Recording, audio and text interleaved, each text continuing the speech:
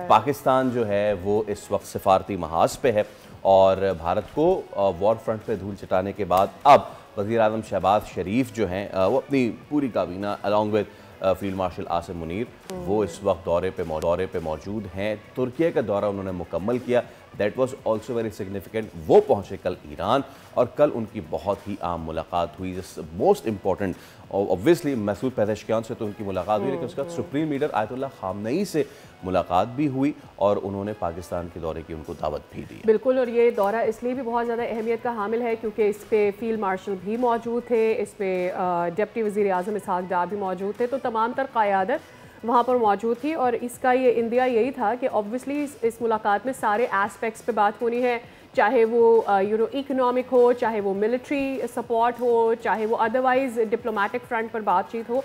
तो अहम तरीन दौरे का मकसद नज़र आया अब तक। और सबसे अहम बात यह कि कल जो प्रेशर हुआ दोनों जानब से, उसमें भी बड़ी क्लैरिटी आ गई कि ये दोनों जो ममालिक हैं ये किस समत में जा रहे हैं। एंड आई एम श्योर इस वक्त जो सबसे ज़्यादा मिर्ची लगी हुई होगी वो इंडिया को लगी होगी, क्योंकि रीजन में इस वक्त जो पाकिस्तान की सिचुएशन बनती जा रही है, Pakistan is on a winning front.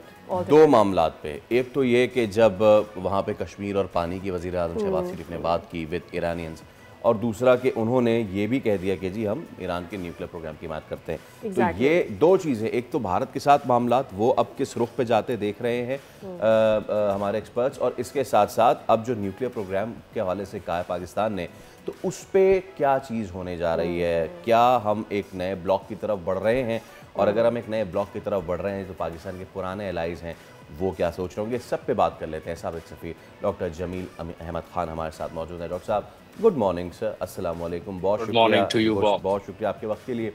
So doctor Jameel, Pakistan पहले तुर्की अब ईरान में मौजूद रहा और वहाँ पे बड़े अहम बयानात दिए, आयतुल्लाह खामनेई से भी मुलाकात हुई। सो इनिशियली आप ये बताइए कि कैसे देखते हैं पाकिस्तान के इस तमाम तर मामले को। अगेन इट्स 2-1, क्योंकि अगर भारत की तरफ देखें तो वो शशि थरूर जो उनकी लीड कर रहे हैं वो एक कंटिंजेंट है जिसको वो पूरे यूरोप में घूम रहे हैं, लेकिन पाकिस्तान वज़ीर आज़म खुद भी निकले हुए हैं सिफारती महाज पे, बिलावल भुट्टो को भी अलग से उन्होंने महाज पे निकाला हुआ है। सो इस मूव को कैसे देखते हैं इनिशियली, तो पहले ये बताइए। दरअसल मुख्तलिफ है, क्योंकि हम तो अपने प्राइम मिनिस्टर वो अपने फ्रेंडली कंट्रीज के पास गए हैं और उसमें जो हमारा डेलीगेशन है बिलावल भुट्टो जरदारी की सरबराही में, तो वो जाएगा बाकी दीगर में जो जिनसे हमारे नॉर्मल ताल्लुकात हैं। लेकिन ईरान का जहाँ तक ताल्लुक है, तुर्की का ताल्लुक है, अजरबैजान का ताल्लुक है, ये हमारे फ्रेंडली कंट्रीज ईरान और तुर्की और अजरबैजान तो बहुत ज़्यादा हमारे ईरान से कोई थोड़े बहुत हचकोले आए थे वो भी ख़त्म हो गए।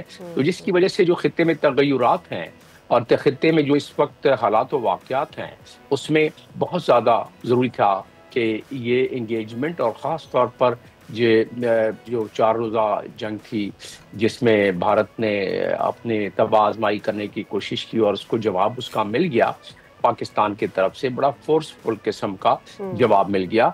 तो उसके बाद ये जो विजिट है, इस विजिट में फील्ड मार्शल का साथ में होना, क्योंकि इस खित्ते में जितने भी इस वक्त गुफ्तगू हो रही है, देखिए बायलैटरल रिलेशंस का हमें पता है, हमें ये भी पता है कि 24 MOU साइन हुए हैं और उस पर बड़ी अच्छी प्रोग्रेस करने की कोशिश की जा रही है। हमें ये भी पता है कि तुर्की के साथ हमारा ये मुसम्मम इरादा है दोनों मुल्कों का कि हम अपने तिजारत को 5 बिलियन तक पहुंचा दें, और फिर उसके अलावा कल्चरल ट्रेड और हमारी अपनी जो ब्रदरली रिलेशंस है, मिलिट्री टू मिलिट्री है।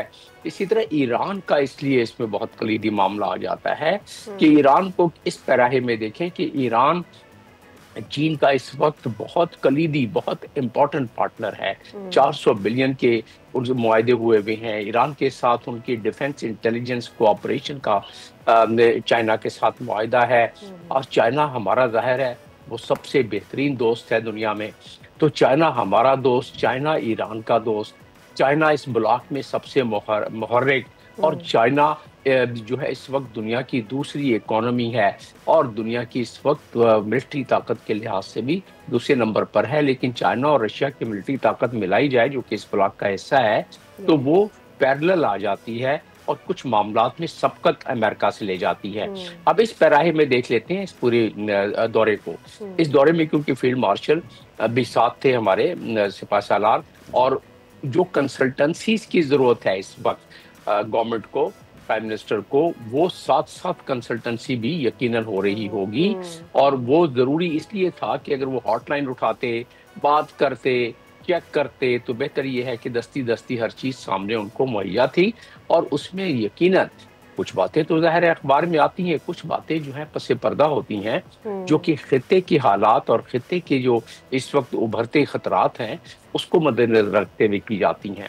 ईरान के लिए खतरात इस वक्त ये हैं उभरते हुए, क्योंकि ईरान को अगर किसी खतरे से दो चार होता है तो ईरान का हमारे साथ बॉर्डर है। ईरान पे अगर कोई हमला होता है, जिस तरह के इजराइल बहुत तैयारी में है और बड़ी इस वक्त अमेरिका के साथ हम आहंगी में है, और अमेरिका अभी इजाज़त क्लियर नहीं कर रहा है, रेड फ्लैग अभी ग्रीन फ्लैग नहीं दिखला रहा है इजराइल को। जिस दिन दिखला दिया उस दिन वो हमला होने के बिल्कुल उसमें ज़्यादा क्या बल्कि कभी चांसेस हैं कि ईरान पर हो जाएगा, तो उसके मज़मरात तो पाकिस्तान पर भी पड़ेंगे ना, खित्ते पर भी पड़ेंगे। तो ये तमाम चीज़ों को अगर पराहे में देखा जाए तो फिर अब ज़रा हम देख लेते हैं तिजारत के लिहाज से। ज़ाहिर है ईरान से हमारे मुआहदे हुए हैं, उन मुआहदों के बारे में कल गुफ्तगू हुई है कि जो उन मुआहदों पर हम इम्प्लीमेंटेशन साइट पर चले जाएंगे, लेकिन हमारे क्योंकि सेंक्शंस के मसाइल की वजह से वो ईरान भी समझता है, इसीलिए ईरान आर्बिट्रेशन में नहीं गया। अगर आर्बिट्रेशन में जाता तो पाकिस्तान पे भारी जुर्माने पड़ सकते थे। उससे बढ़कर एक और बात हुई है जो कि अगले कोई 40 घंटों में होने वाली है, वो है पाकिस्तान, तुर्की और अजरबैजान का एक और मीटिंग हो रही है। वो भी रीजनल पीस के हवाले से हो रही है। ठीक है, बायलैटरल बातें और ट्राइलैटरल बातें भी इसमें होंगी, लेकिन बेसिकली रीजनल पीस के लिहाज से। और आपको पता है कि हालिया जो जंग हुई है हमारी भारत के साथ, उसमें तुर्की ने कितना हमारा साथ दिया है, अजरबैजान ने कितना साथ दिया है। इन दोनों का बाइकाट किया है इंडिया ने, इनकी मसनूआत का, इनके टूरिज्म का, इनकी बाकी चीज़ों का। उसके बावजूद उन्होंने पाकिस्तान का साथ नहीं छोड़ा। कश्मीर के बारे में हमारी हिमायत करते रहे, ईरान भी कश्मीर के बारे में हमारी हिमायत करता रहा। ईरान ने मीडिएशन की कोशिश की, अपनी जो भी उसकी हैसियत है, उसके वजीर खारजा हमारे पास आए, इंडिया में जाए।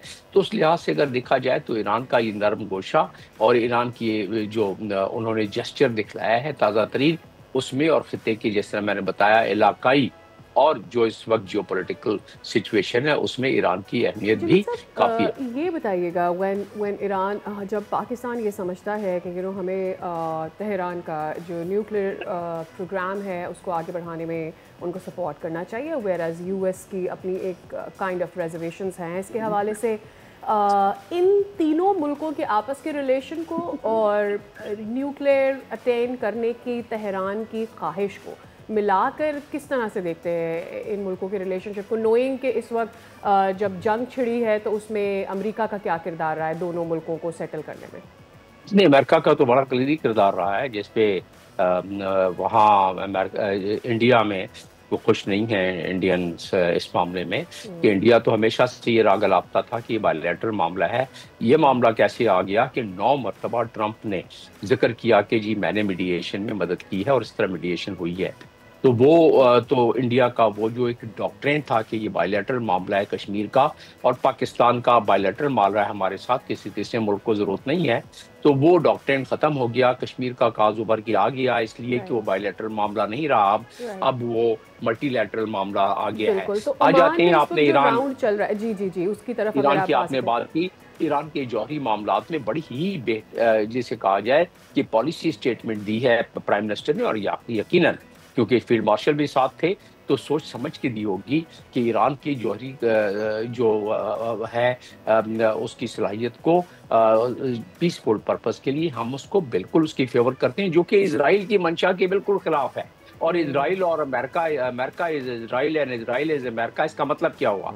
इसका मतलब ये हुआ है कि अमेरिका इस वक्त इंक्लाइंड है कि ईरान के साथ डील कर ले और ईरान को तय देके जो उसकी पीसफुल पर्पस के लिए एनरिचमेंट को कम करवा ले। जो अभी वो 60% आगे चले गए हैं तो वो चाहेंगे कि दोबारा वो JCPOA जो ए है, यानी कि जो जौहरी अकॉर्ड था उसके मुताबिक कि वो दोबारा 25 और 30% पे उसको ले आए, जिसमें ईरान महसूस होता है कि राजी हो जाएगा। और ये टाइम इजराइल जो है इस पे वो थोड़ी सी हिलो हिजत कर रहा है, बल्कि वो एतराज़ है उसको कैसा ना करने दें। फिर डॉक्टर साहब इसमें एक और चीज़ है कि इसमें सऊदीया का क्या किरदार देख रहे हैं, बिकॉज तमाम तर मामले में, इस तमाम तर चीज़ में आपको लगता है कि पाकिस्तान को सऊदीया भी जाना चाहिए, जाएगा पाकिस्तान? वो तो यकीनन जाएगा ना। सऊदीया तो देखें, सऊदी से तो हमारे चोली दामन का साथ रहा है। जब भी कोई मुश्किल आया है तो सऊदीया हमारे साथ खड़ा हुआ है, चाहे वो जब हमने धमाके किए थे, एटमी धमाके किए थे इंडिया के जवाब में उस वक्त, या उसके बाद में, और अब भी अगर रोल ओवर को देखा जाए और जो उन्होंने हमारे पास डिपॉजिट रखवाए हुए हैं, तो ये सऊदी अरब के बगैर, क्योंकि सऊदी अरब तो इस खित्ते में OIC का उसका पास सीट उसके पास है, OIC का होस्टिंग उसके पास है, और OIC के मामले में बहुत ही मुतहर्रिक है। इसी तरह वेस्ट के साथ बहुत मुतहर्रिक है, अमेरिका के साथ बहुत मुतहर्रिक है, हमारा दोस्त है। तो सऊदी अरब के बगैर तो इस पूरे खित्ते में वो ये जितने मसाइल हैं वो हल करना बड़े मुश्किल हो जाएंगे। लिहाजा यकीनन जा रहे हैं उसमें, तो यकीनन सऊदी अरब हो गया, गल्फ कंट्रीज बाकी जो हैं उसमें सऊदी अरब और UAE, ये तो बहुत ही ज़्यादा इंपॉर्टेंट है। और ज़रूर इसमें मैं समझता हूँ अगले चंद दिनों में आप देख लीजिएगा कि हमारा न सिर्फ डेलीगेशन जाएगा बल्कि प्राइम मिनिस्टर भी, क्योंकि इस तरह नहीं होता है कि बैग उठा के चले जाएं, वहां से दावत आती है। तो यकीनन अगले चंद दिनों में या तो कोई दावत आ जाएगी या प्राइम मिनिस्टर किसी और लिहाज से वहां का विजिट होगा। डिप्लोमेटिक फ्रंट के ऊपर भी देखना होता है कि क्या आपने आगे चीज़ों को मजीद किन चीज़ों को सॉर्ट करना है, किन को आगे बढ़ाना है। बहुत शुक्रिया डॉक्टर जमील, आप हमारे साथ एनालिसिस इस दौरे पर आपने इस सारे मामले में ना मोदी साहब की जो एक मेहनत थी, जो चाबहार के थ्रू पाकिस्तान को डिस्टेबलाइज करने की कोशिश कर रहे थे, वो लॉस हो। मैं कल देख रहा था कि एक उनके ही वो उसको कैपिटलाइज भी नहीं कर सके। उनकी तरफ के एक जर्नलिस्ट ने कहा कि जो हमारे लोगों ने 25 साल मेहनत की, पाकिस्तान ने उसको 1 घंटे में ज़ाया कर दिया। सब्सक्राइब करें और बेल दबाएं ताकि कोई खबर रह न जाए।